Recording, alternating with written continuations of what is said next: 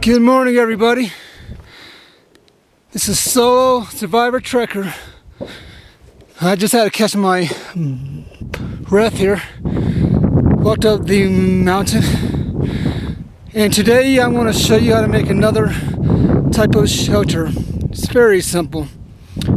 Before I do make it, I'm going to show you the fundamentals of it. And I'm on a hill right now by the road, and this is where you don't want to have a shelter, and I'm going to show you exactly what I'm talking about.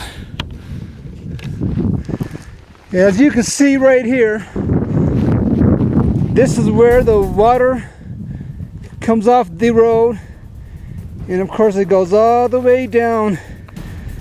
So if you see one of these, you don't want to build your shelter, because you're gonna wake up in a pool of water and be cold and probably become hypothermic.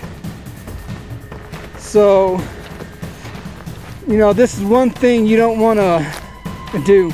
This is like the worst place that you can possibly build a shelter. But I'm gonna show you one that will work. And another thing about building a shelter,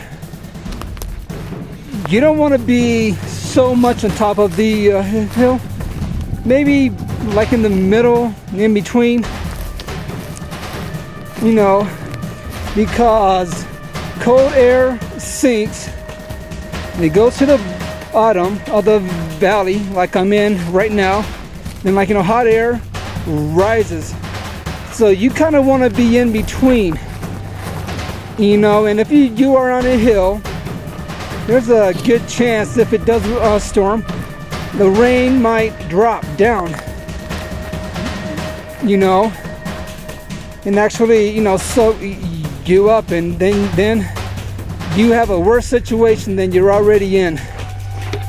There's another type of shelter. It's easy, you know, I mean, it's natural, and you're looking at it. You are looking at it right here. This rock, you can put a fire in this section and have a tarp, like, you know, right here. And you set your fire here, and the heat radiates off the rock, bouncing back onto you, and it hits the tarp, and from the heat, it hits the tarp and it hits you back. You can encapsulate yourself in this area. As you can see, there's a small crevice here.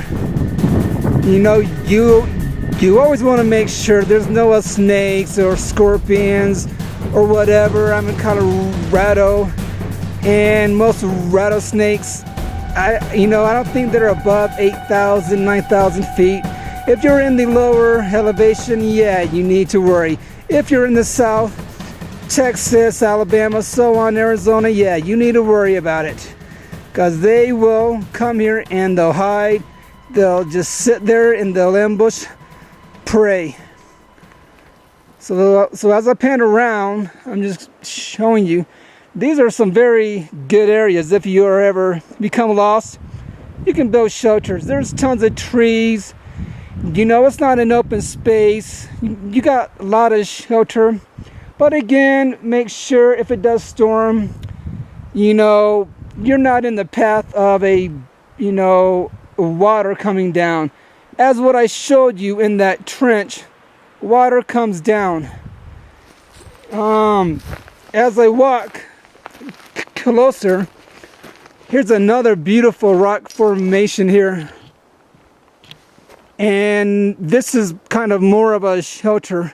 Of course, water can run off the top of that rock. But if you move down to here, I'm sorry, I'm losing my footage.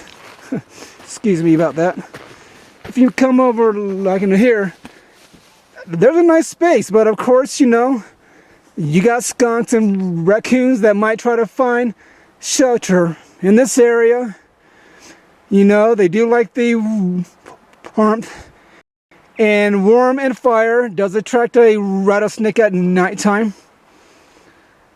So, you know, something you really need to watch out for.